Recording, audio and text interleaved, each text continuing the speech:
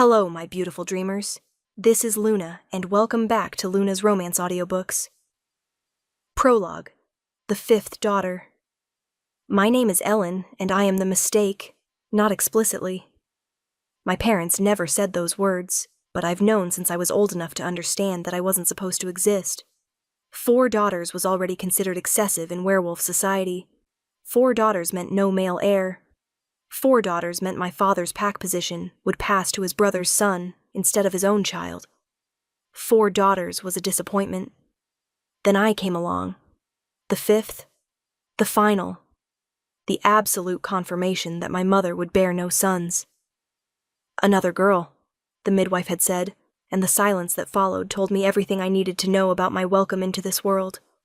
My sisters are beautiful, radiant, everything daughters should be in our world. Celeste, the eldest, has golden hair like sunshine and eyes like sapphires. She was chosen at 18 by an alpha from the Eastern Territories. A love match, a fairy tale, everything a first daughter should achieve. Rosalind, second-born, has auburn hair like autumn leaves and a laugh that makes males go weak. She was chosen at 19 by a wealthy beta. Not an alpha, but powerful enough. Prestigious enough, good enough. Marguerite, the third, has raven black hair and porcelain skin. She was chosen at 20 by the son of a high council member.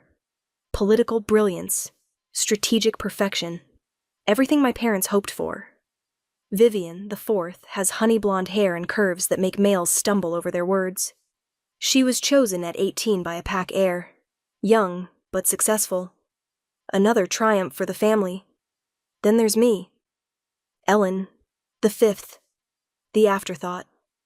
The one with mousy brown hair, unremarkable features, and a tendency to disappear into corners. I'm 21 now. 3 years past the age my sisters were chosen. 3 years of watching eligible males look through me like I'm invisible. 3 years of being the disappointment who remains unchosen while her sisters shine. And I've decided something. If I'm going to be invisible anyway, I might as well make it intentional. If no one sees me, no one can be disappointed by me. If I'm small enough, quiet enough, hidden enough, maybe I can just disappear. So I starve myself. Not dramatically, not obviously, just less. Eating just enough to survive, but not enough to thrive. Becoming smaller, thinner, less present, less visible, less there. And it's working. I'm fading. Becoming the ghost I was always meant to be. Until he sees me. The Alpha King.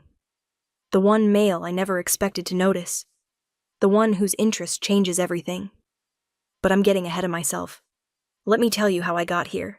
How 4 sisters got chosen while I learned to hide. How invisibility became my survival strategy. How the Alpha King found interest in the girl who was trying desperately not to be seen. Chapter 1.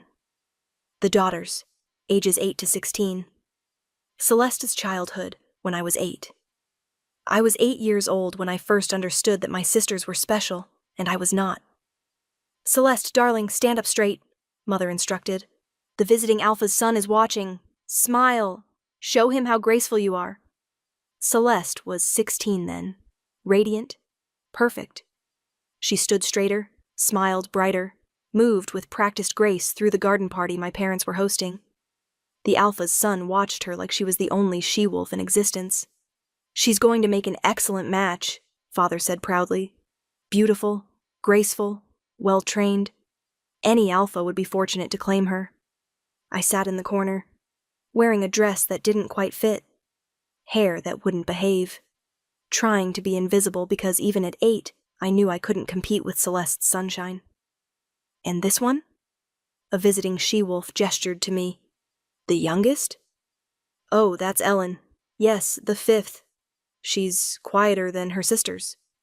Quieter, code for less interesting, less valuable, less worth mentioning. I made myself smaller in my chair, wishing I could disappear entirely. Rosalind's lessons, when I was 10. At 10, I was enrolled in the same deportment classes as my sisters, learning how to walk, talk, behave like proper she-wolves. Rosalind, excellent. Your posture is perfect. The way you carry yourself is exactly what males look for in a mate." Rosalind glowed under the praise. She was 18 then, auburn-haired and confident. Everything I wasn't. "Ellen, shoulders back. Stop slouching. You'll never attract a mate if you can't even stand properly." I tried, truly tried. But my body didn't move like Rosalind's, didn't flow like water, didn't command attention. "She's hopeless," one instructor whispered to another, thinking I couldn't hear. "Nothing like her sisters? Mousy? Plain? She'll be lucky if anyone claims her at all." That night I looked in the mirror. Really looked. Saw what they saw. Mousy brown hair, unremarkable brown eyes, features that didn't stand out. A body that was just average. Not golden like Celeste. Not graceful like Rosalind. Not striking like Marguerite. Not curvaceous like Vivian. Just plain, forgettable, invisible. Maybe that was okay. Maybe being invisible meant I wouldn't disappoint anyone, wouldn't fail to live up to standards I could never meet anyway. Marguerite's debut, when I was 12. The year I turned 12, Marguerite made her formal debut at the Lunar Festival. She was 18, raven-haired, breathtaking. "She'll be chosen tonight," Mother predicted. "Look at her. Absolutely stunning. The High Counselor's son has been watching her for months." The festival was magnificent. Hundreds of wolves, music, dancing. She-wolves in their finest gowns, hoping to be chosen. Marguerite wore midnight blue, moved through the crowd like royalty. Males gravitated toward her like moths to flame. "All 3 of your daughters are remarkable," someone told my parents. "You must be so proud." 3 daughters, not 4. They'd forgotten I existed. I was there, in the corner, in a too simple dress, trying to be invisible. Succeeding. Marguerite was claimed that night by the High Counselor's son, exactly as predicted. Another perfect match, another triumph. 3 down, 2 to go, Father joked, but his eyes flicked to me when he said it, and I saw the doubt, the concern, the knowledge that while Vivian would likely be chosen easily, I was a different story. I was the problem, the one who might not get chosen at all. Vivian's transformation, when I was 14. At 14, I watched Vivian transform from a pretty girl into a devastating woman. She was 16 then, developing curves that made males trip over their own feet, honey blonde hair that caught light like magic, a smile that promised everything. "Vivian, you're going to be chosen quickly," Mother predicted. "Probably before you even debut. Look at you. Absolutely irresistible." Vivian preened under the attention, practiced her smiles, learned to use her beauty like a weapon. "Ellen, you should watch your sister. Learn how she carries herself, how she attracts attention. You'll need those skills when you debut." If I debut, I thought, if anyone even notices me enough to care whether I'm available. "She's nothing like Vivian," I heard the deportment instructor say. "None of the presence, none of the appeal. Honestly, I don't know what they'll do with her." Neither did I. I was 14 and already written off as the daughter who wouldn't measure up, the one who'd be lucky to attract any interest at all.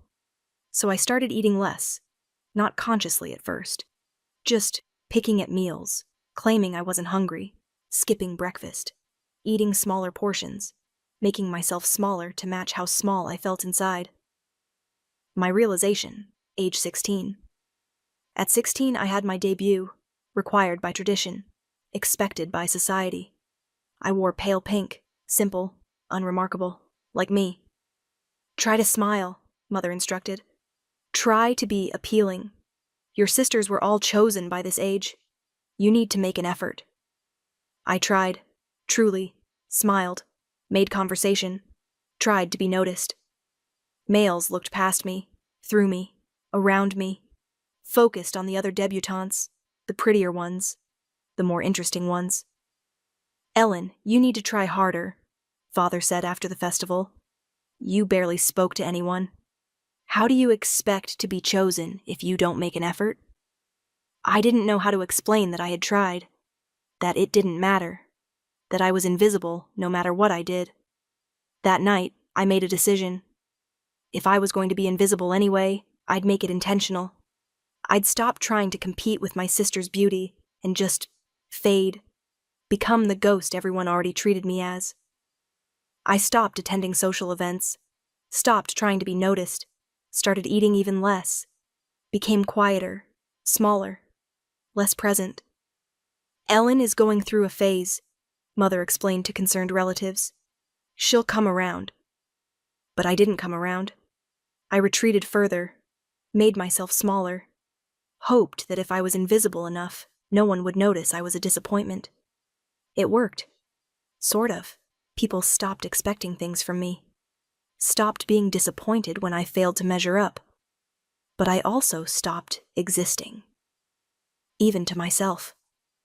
Chapter 2. The Choosings, ages 18 to 21. Celeste is claiming, my age 18. I was 18 when Celeste was officially claimed. She was 26, had been courting Alpha Theron of the Eastern Pack for 2 years. The claiming ceremony was magnificent. Hundreds of guests, flowers, music, celebration. Celeste looks radiant, guests murmured, like a true Luna. Alpha Theron is so fortunate. I stood in the corner, wearing a dress Mother had chosen, eating nothing from the buffet, watching my sister glow with happiness. Ellen, you're 18 now, an aunt observed. Celeste was younger than you when Theron started courting her. Have you had any interest? No, Aunt Cordelia, no interest. Well, you must try harder. Put yourself forward. You can't hide in corners and expect males to notice you. But I could hide, and I would. Because putting myself forward meant inevitable rejection, meant being compared to my sisters, meant being found wanting. Better to hide and be ignored than to try and be rejected. Rosalind's claiming, my age 19. At 19, I attended Rosalind's claiming ceremony. She was 27, being claimed by Beta Marcus of the Northern Pack. 2 daughters excellently matched, Father boasted. Celeste to an Alpha, Rosalind to a wealthy Beta. We're very fortunate. I was thinner then, noticeably. People commented on it sometimes. Ellen, are you eating enough? You look so thin. I'm fine, just not very hungry lately. You need to maintain your strength. Keep your appearance up. You'll never attract a mate if you let yourself go. Let myself go. As if I'd ever had anything to let go of. As if I'd ever been attractive enough to worry about maintaining. I ate a few bites to satisfy whoever was watching, then retreated, made myself scarce, invisible. Have you had any interest yet? Rosalind asked me kindly. Any males courting you? No, none. You should try to be more social, attend more gatherings. Males can't court you if they don't know you exist. They knew I existed. They just didn't care. I was the 5th daughter, the plain one, the disappointment. Better to be invisible than to confirm their low expectations. Marguerite's claiming, my age 20. Marguerite's claiming happened when I was 20. She was 28. Being claimed by Counselor Devon's son, a political match that elevated our family's status significantly. 3 daughters matched brilliantly, Mother crowed. Celeste to an Alpha, Rosalind to wealth, Marguerite to political power. We've done so well. 3 daughters, not 4. They still forgot to count me. I was very thin by then, eating minimal amounts, just enough to function, making myself smaller with every passing day.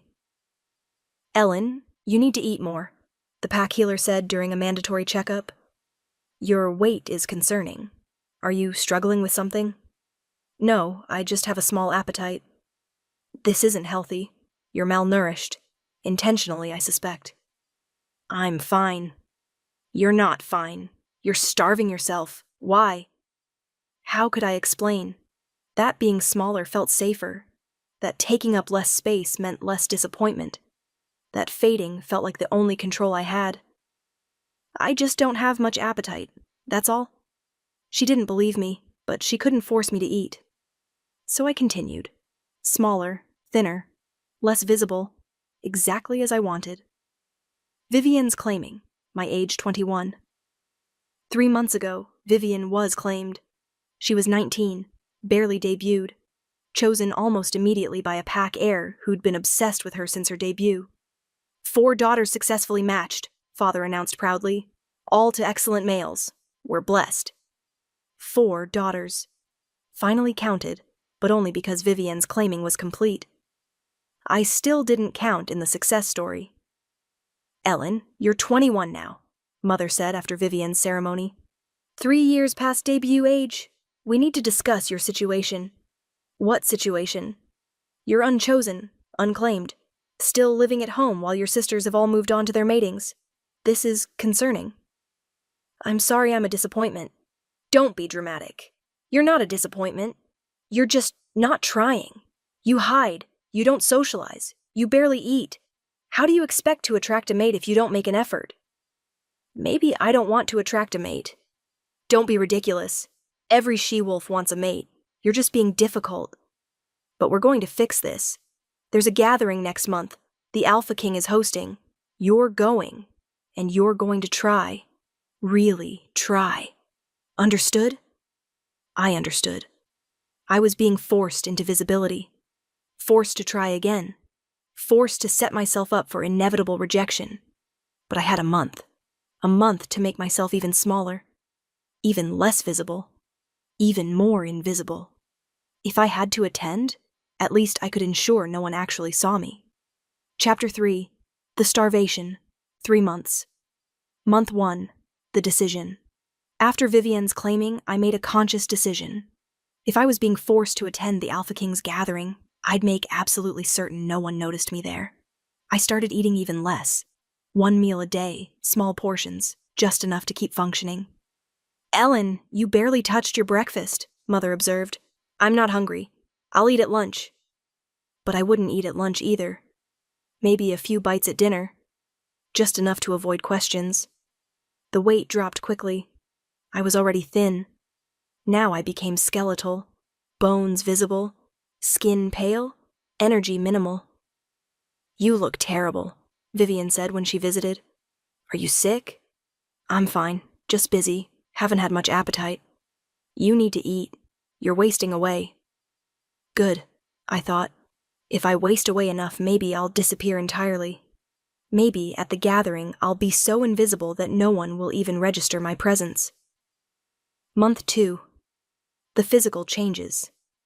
By month 2, the physical changes were obvious. I was gaunt, hollow-eyed, fragile-looking. Ellen, this is getting serious, the pack healer said during another checkup. Your weight is dangerously low. You're malnourished. This could cause permanent damage.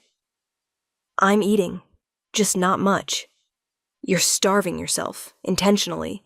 This is an eating disorder. You need help. I don't need help. I need to be left alone. You need intervention. I'm recommending you to a specialist. No, I'm an adult. You can't force me into treatment. She couldn't, so she documented her concerns and let me leave. And I continued. Eating less, becoming smaller, fading. My clothes hung off my frame. My face was all angles. My energy was minimal. Perfect.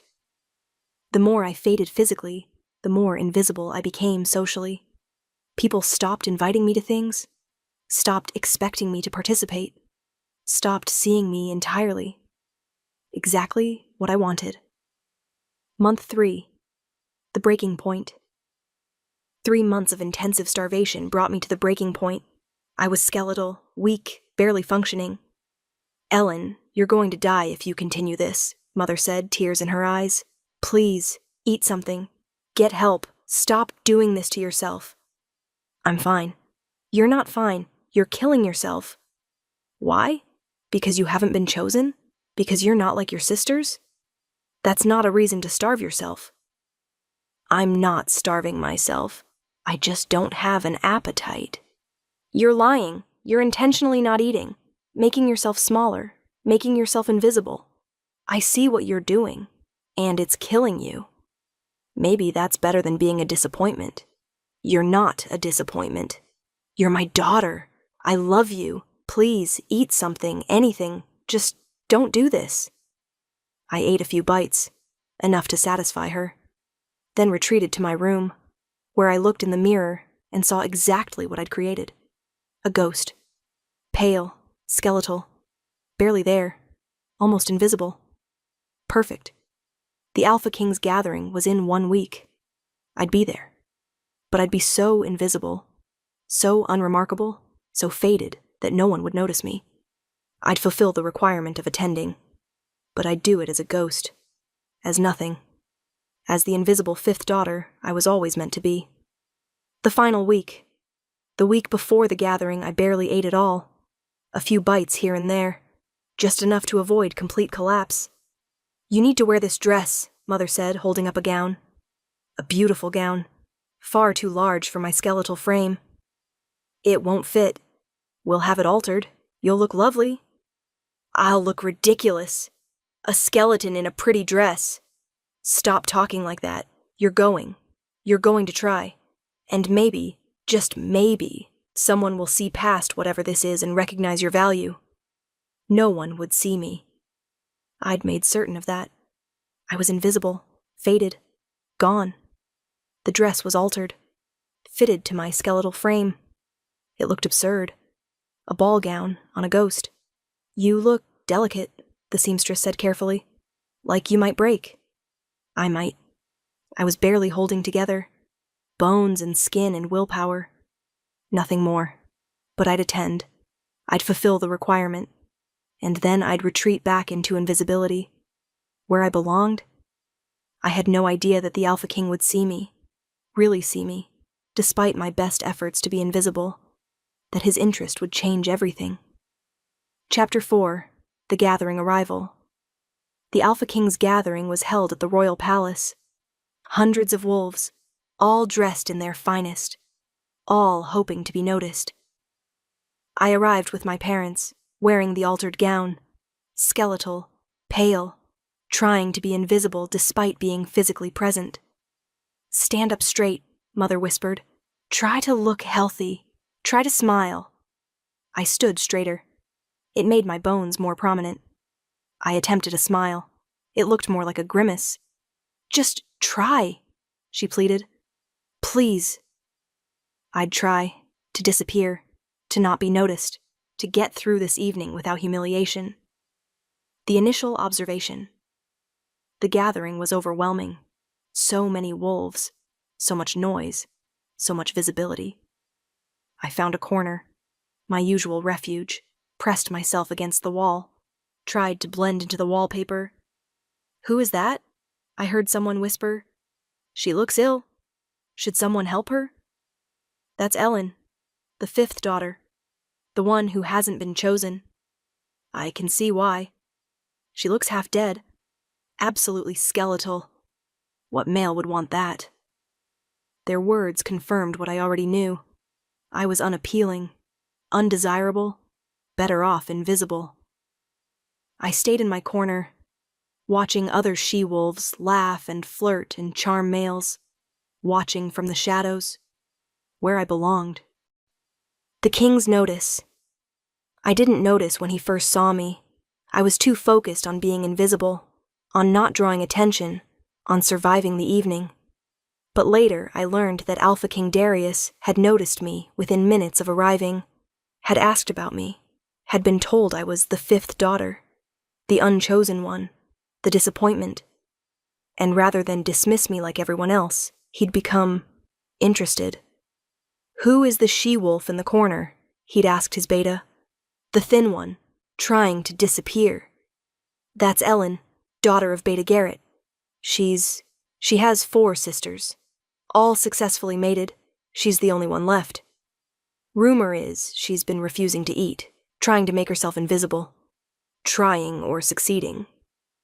Both, I suppose. No one pays attention to her. She's practically a ghost. Bring her to me."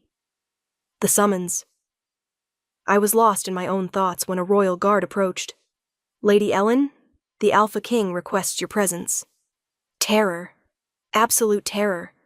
The king wanted to see me? Why? Had I done something wrong? Violated some protocol? Are you certain? He wants to see me? Yes, my lady. Please follow me. I followed, shakily, my skeletal legs barely supporting my weight, my heart racing, my mind spinning with fear. The king stood near his throne, tall, powerful, silver eyes that seemed to see everything. Lady Ellen, he said, his voice deep, commanding. Thank you for coming. Your Majesty? I curtsied, nearly lost my balance, caught myself, stood trembling before him. You're very thin, he observed, not cruelly, just factually. Are you ill? No, Your Majesty, I'm fine. You don't look fine. You look like you're starving. Are you eating enough? How did I answer that? Admit I was intentionally starving myself? Lie and claim I was eating normally? I have a small appetite, Your Majesty. I'm naturally thin. No one is naturally that thin. You're skeletal. Your bones are visible through your skin. This isn't natural. This is intentional. Isn't it? He saw through me, saw past my lies, saw what I was doing. I prefer to eat lightly, Your Majesty. That's not eating lightly. That's starving. Why? I don't understand the question. Why are you starving yourself? What purpose does it serve? I couldn't answer, couldn't explain, couldn't admit that becoming invisible felt like the only control I had. I'm sorry if I've offended, Your Majesty. I'll leave. Stay, please. I'm not offended. I'm concerned. You're deliberately making yourself invisible, fading, disappearing. I want to understand why. The conversation. We moved to a private alcove, away from the crowd, where we could speak without being overheard. Tell me about your sisters, the king said. My sisters, Your Majesty. Yes, I've heard you have 4, all successfully mated, all beautiful, all everything you're apparently not. Tell me about them. Celeste is the eldest. She's mated to an alpha. She's beautiful, golden, perfect. And the second? Rosalind. She's graceful, charming, mated to a wealthy beta. Third? Marguerite. Striking, intelligent, mated to a counselor's son. Fourth? Vivian. She's radiant, curvaceous. She was chosen almost immediately at her debut. And you? I'm the 5th, the mistake, the plain one, the one no one chose. So you decided to make yourself even less choosable? By starving yourself? By fading? If I'm going to be invisible anyway, I might as well make it intentional. That's the saddest thing I've ever heard. His words hit me like a physical blow. Sad. My entire existence was sad. My coping mechanism was sad. Everything about me was sad. I'm sorry to disappoint, Your Majesty. You're not disappointing me. You're breaking my heart. A she-wolf so convinced she's worthless that she's literally trying to disappear. That's not disappointing. That's devastating. The revelation. Why do you care? I asked, genuinely confused. You're the Alpha King. You could have any she-wolf in the kingdom. Why waste time on the invisible 5th daughter? Because you're not invisible to me. You're the most visible wolf in this room. That's impossible. I've made myself invisible. No one sees me. I see you. I saw you the moment I entered this room. Saw you trying to disappear into the corner. Saw you fading. And instead of looking away like everyone else, I wanted to understand. Wanted to know why. Why does it matter? Because every wolf matters. Especially the ones trying to disappear. Especially the ones who've been told they're not enough so many times that they've started to believe it. I am not enough. My sisters are beautiful, successful, chosen. I'm none of those things. I'm the failure, the disappointment, the one who wasn't supposed to exist. Who told you that? No one had to tell me. I've known since I was a child. 4th daughter was already too many. 5th was excessive. I was the confirmation that my mother couldn't bear sons. The final proof of failure. That's not your failure. That's your parents' disappointment projected onto you. You didn't fail. You were failed. His words resonated, deeply, truthfully. I had been failed. By parents who saw me as a disappointment. By a society that valued beauty over worth. By a system that measured she-wolves by their ability to be chosen. It doesn't change anything, I whispered. I'm still unchosen, still invisible, still the mistake. You're not invisible to me, and you're not a mistake. You're a she-wolf who's been hurt so badly that you're trying to erase yourself. But I see you, all of you, and I'm interested. Interested? In what? In you, in understanding you, in seeing who you are beneath the starvation and the fading, in discovering the she-wolf you could be if you stopped trying to disappear. Chapter 5. The Interest, 4 weeks. Week 1. The Invitation. After the gathering, the king sent an invitation. To me, specifically. Lady Ellen is invited to dine with Alpha King Darius. Tomorrow evening. Private dinner. Royal palace. Mother was ecstatic. The king wants to dine with you. This is incredible. You must wear your best dress. Try to eat beforehand so you can manage a full meal. This could be your chance. My chance for what? To be rejected by the most powerful alpha in the kingdom? To confirm that even the king couldn't find me worthwhile? But I went. Wore a dress. Tried to eat something beforehand.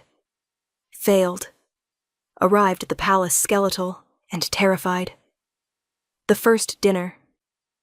Lady Ellen, thank you for coming. The king greeted me personally, led me to a private dining room, intimate, just the two of us. Your Majesty, thank you for inviting me. Please sit. I've had the kitchen prepare a variety of dishes. I hope you'll find something appealing. The table was laden with food, more food than I'd eaten in months combined. I'm not very hungry, Your Majesty. I know, but I'd like you to try. Choose something. Anything. Even just a few bites. I selected the smallest portion possible. A few vegetables. Barely anything. That's all? That's what you consider a meal? I have a small appetite, Your Majesty. You keep saying that. But I don't think it's true. I think you've trained yourself to not eat. Convinced yourself you don't deserve nourishment. Am I wrong? He wasn't wrong, but I couldn't admit it. I'm just not hungry. Try anyway, please, for me. A few bites. Humor the king. I ate. A few bites. It felt wrong. Heavy. Like I was taking up space I didn't deserve. Good. Now tell me about yourself. Not your sisters, not your family. You. Who is Ellen? I don't know how to answer that.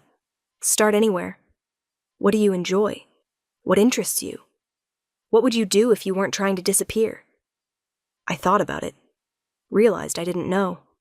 I'd spent so long making myself invisible that I'd forgotten who I might be underneath. I used to like reading, I said quietly. Before I started fading. I'd read for hours, get lost in stories. What kind of stories?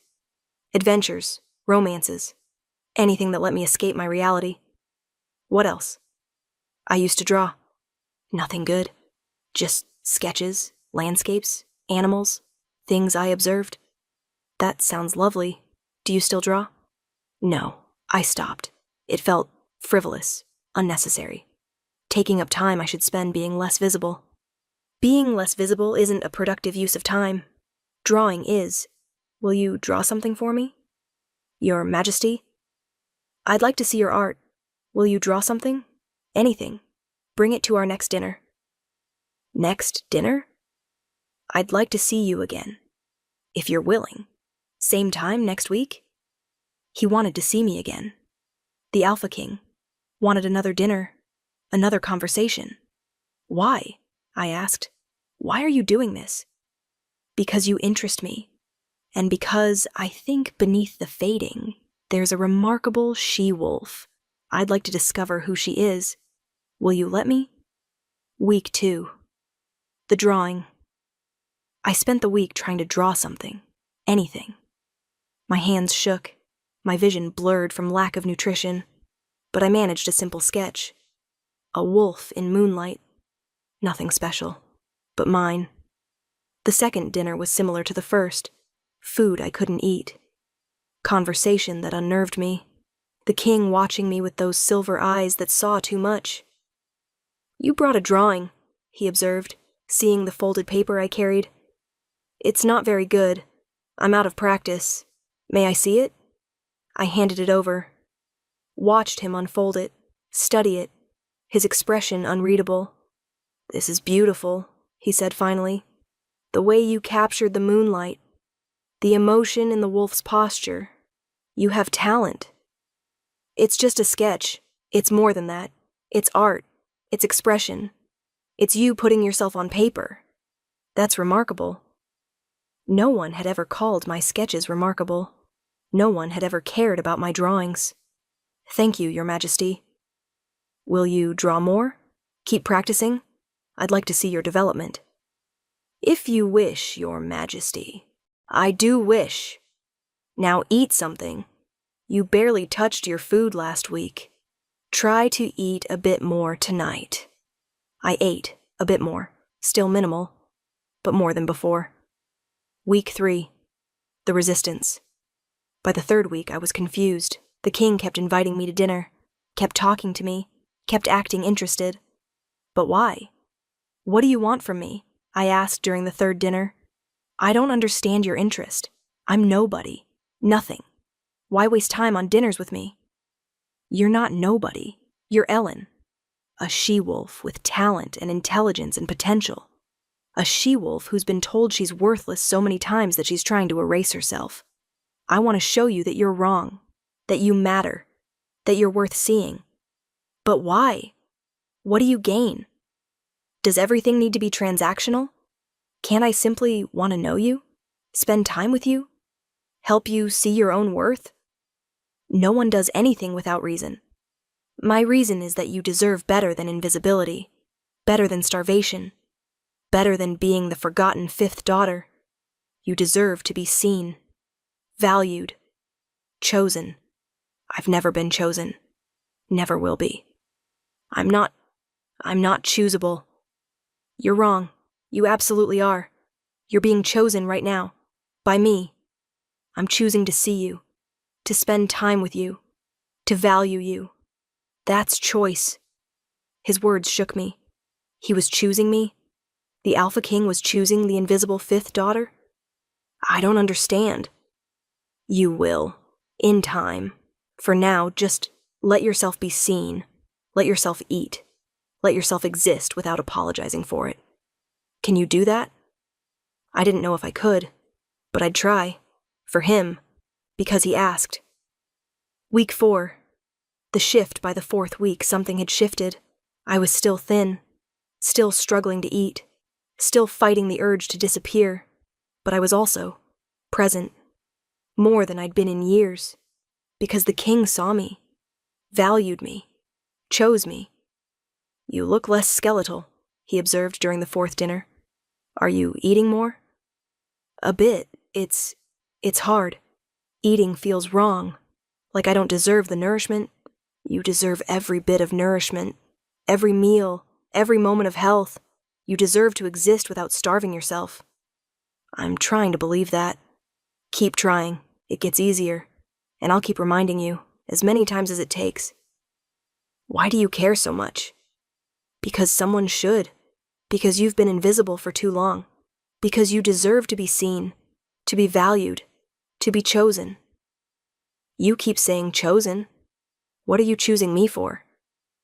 "Everything. Companionship, conversation, courtship if you're willing. Eventually, more, if you want it. Courtship.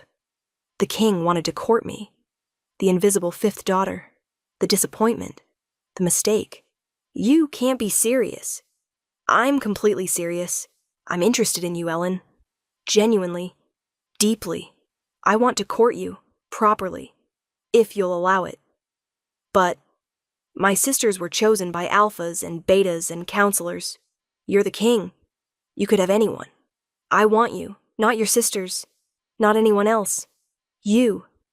The she-wolf who draws wolves in moonlight and tries to disappear and slowly learning to be seen. You. I don't understand why. Because you're remarkable, resilient, talented, beautiful in ways that have nothing to do with physical appearance. You're exactly who I want. Will you let me court you? I should say no. Should protect myself from inevitable disappointment. Should retreat into invisibility where it was safe. But I didn't. Because for the first time in my life, someone was choosing me. Really choosing me. Not settling. Not taking what was left. Choosing. Yes, I whispered. Yes, you can court me. His smile was radiant. Thank you. You won't regret this. I promise. Chapter 6. The Courtship. 6 months month. 1. Public acknowledgement. When the king announced he was courting me, the invisible fifth daughter, the shock was universal. He's courting Ellen, the unchosen one? The skeletal girl who hides in corners? This must be some kind of political move. There's no way he's genuinely interested in her. Maybe he feels sorry for her. Pity courtship. It'll end once he realizes she's not worth the effort. The whispers hurt, but the king's actions spoke louder. He took me to public events, walked with me, talked with me, made it clear I was his choice, not his obligation. His choice. People are talking, I said nervously, saying terrible things, questioning your judgment. Let them talk. I know my own mind. I chose you. That's what matters. But your reputation, my reputation is strong enough to withstand gossip. Yours will be too. Let them talk. Eventually they'll see what I see. That you're remarkable. Month 2. The eating. Month 2 of courtship focused on eating. The king made it his mission to help me develop a healthier relationship with food. I've hired a nutritionist, he announced. She'll work with you, help you learn to eat properly again, rebuild your health. I don't need. You do need. You're malnourished, skeletal. This isn't healthy. Let me help you. The nutritionist was gentle, patient, non-judgmental. Your body is in starvation mode, she explained. It'll take time to rebuild. We'll start slow. Small, frequent meals. Nothing overwhelming. Just consistent nourishment. It was hard.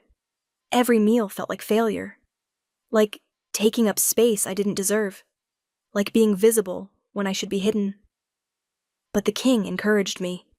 Sat with me during meals, praised every bite I managed. You're doing so well. I'm proud of you. Keep going. Slowly, my body started to change. Not dramatically, but noticeably. Bones became less prominent. Color returned to my skin. Energy increased slightly.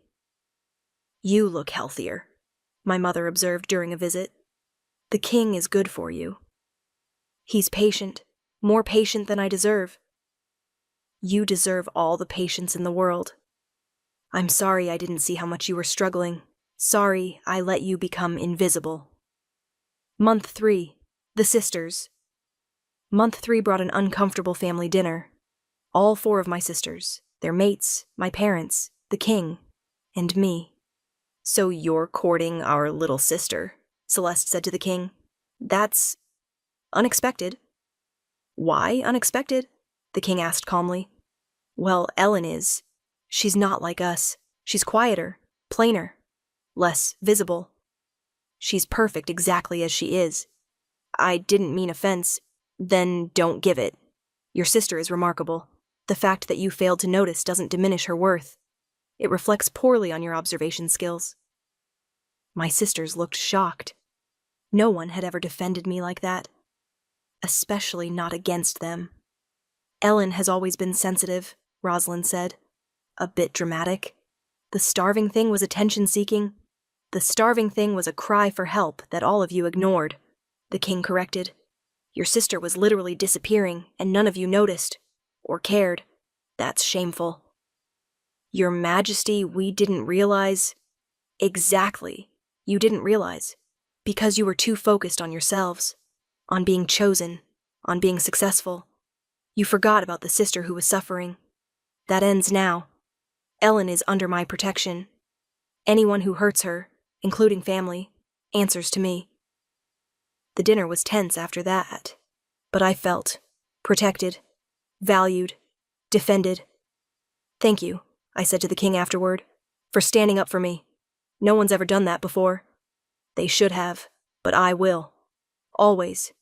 You're mine to protect now. Anyone who hurts you faces me. Month 4.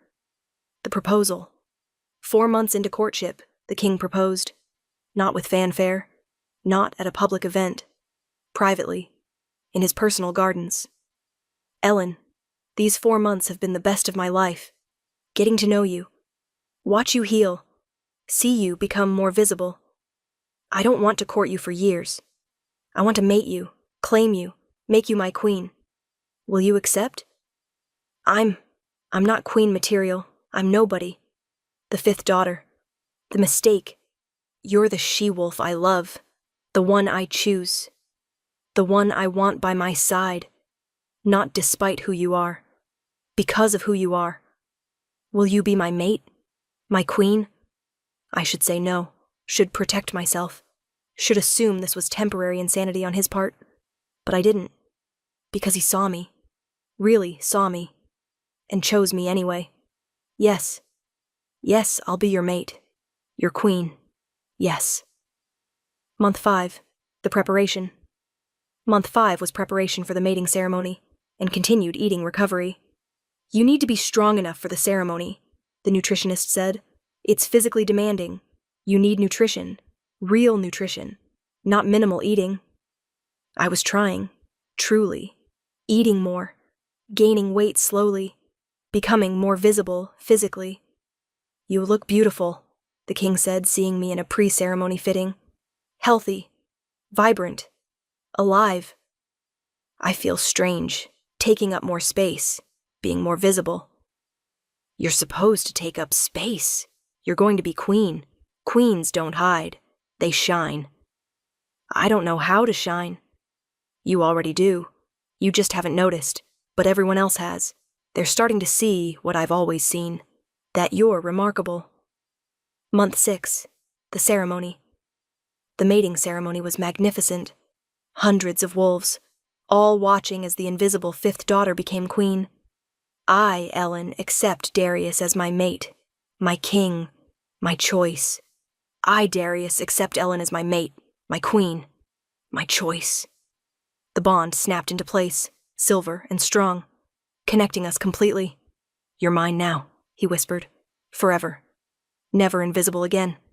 Always seen. Always chosen. Always mine. Always yours, I agreed.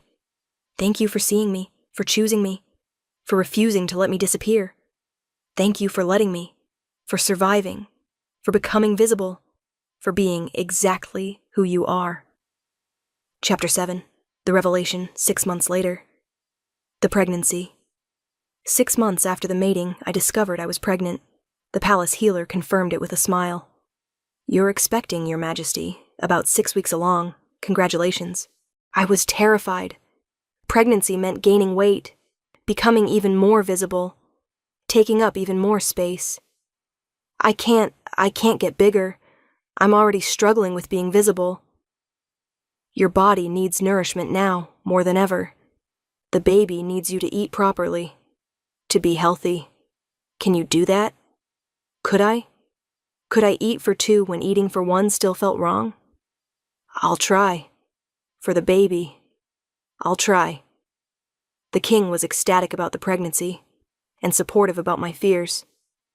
I know this is hard for you. Being pregnant means being visibly pregnant, taking up space, being seen. But you're creating life. That's worth being visible for. I'm scared. I know, but I'm here. We'll face this together. You're not invisible anymore. You're queen. And soon, you'll be mother. Both roles worth being seen for. The apology. 2 months into the pregnancy, my family requested an audience. All 4 sisters. Both parents. We owe you an apology, Celeste said formally. We failed you, as sisters, as family. We let you become invisible, let you starve, let you suffer. We're sorry. We were so focused on being chosen ourselves that we didn't notice you were disappearing, Rosalind added. That's inexcusable. We should have seen, should have helped, should have cared. I'm sorry I called your starvation attention-seeking, Marguerite said quietly. It wasn't. It was survival, and I'm sorry I dismissed it. I'm sorry I was chosen so easily while you struggled, Vivian said. I should have used my success to help you, not to make you feel worse. We're sorry, Mother said, tears streaming. We failed you as parents, let you become the forgotten fifth daughter, let you believe you were a mistake. You weren't. You aren't. You're remarkable. The king sees it. We should have seen it first. Their apologies meant something. Not everything, but something. Thank you, I said. I forgive you. But things are different now. I'm not invisible anymore. I'm seen, chosen, queen. I won't go back to being hidden. We don't want you to, Father said. We want you to shine, as you're doing. We're proud of you, finally, properly proud. The birth. The baby came 8 months later. A daughter. Perfect. Healthy. Loud. She's beautiful, the king said, holding her. Just like her mother. I'm not beautiful. You are. You've always been. You just couldn't see it. But I see it. Our daughter will see it. You're beautiful. Visible. Chosen. Perfect exactly as you are. I looked at my daughter. Realized I didn't want her to ever feel invisible. Ever feel like she needed to disappear. Ever feel like she was a mistake. I want her to always feel seen, I said. Always feel chosen. Always know she matters. She will. Because she has you as a mother. You who knows what invisibility feels like and will never let her experience it. You who survived by disappearing and will teach her to shine. You're exactly the mother she needs. Epilogue. 2 years later, standing in the royal nursery, watching my daughter play, I reflected on how far I'd come. 2 years ago, I was skeletal, starving, trying to disappear, convinced I was a mistake, the forgotten fifth daughter, the invisible one. Now I was queen, mother, healthy, visible, chosen. What are you thinking about? Darius asked, wrapping his arms around me from behind. How different things are. How I used to try so hard to be invisible. How you refused to let me disappear. Best decision I ever made. Seeing you. Choosing you. Loving you. I still struggle sometimes. With eating. With being visible. With believing I deserve this. I know. And I'll keep reminding you. Every day. That you deserve everything. That you're remarkable. That being seen is better than being hidden.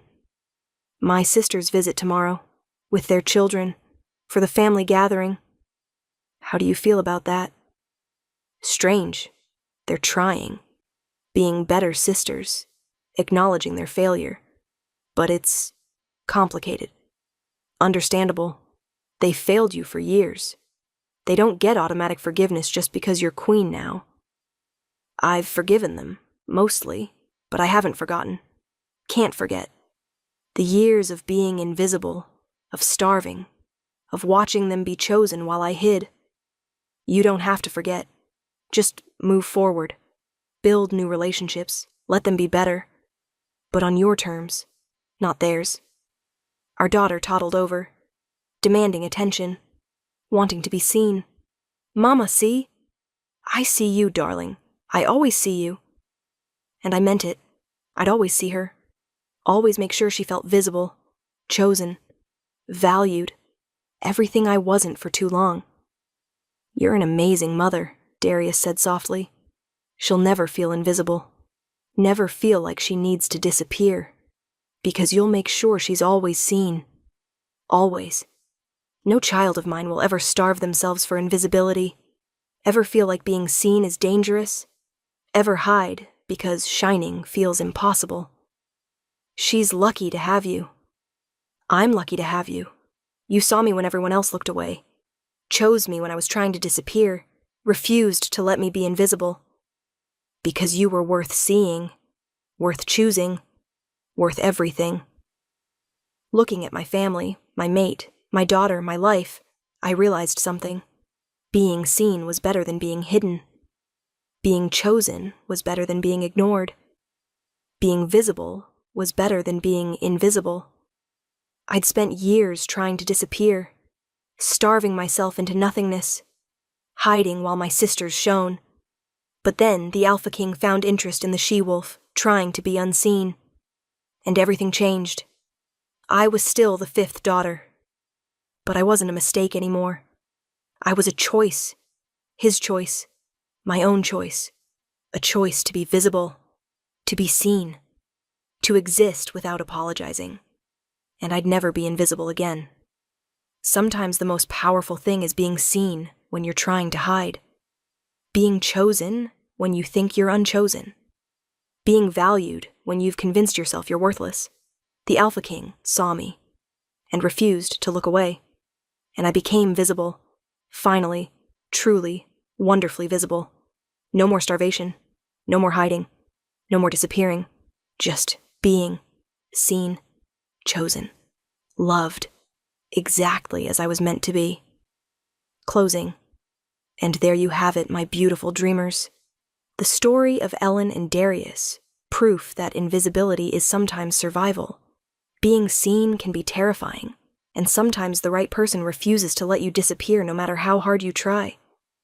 Did this story move you? Did you feel Ellen's struggle to be invisible and her journey to being seen? Did you believe in Darius's determination to choose her? Then show me some love.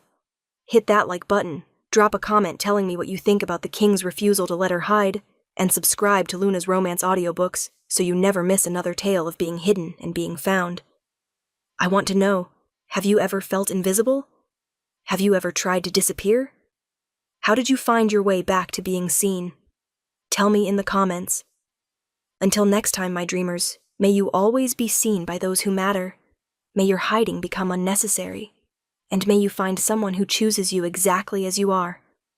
This is Luna, signing off. Sweet dreams, beautiful souls.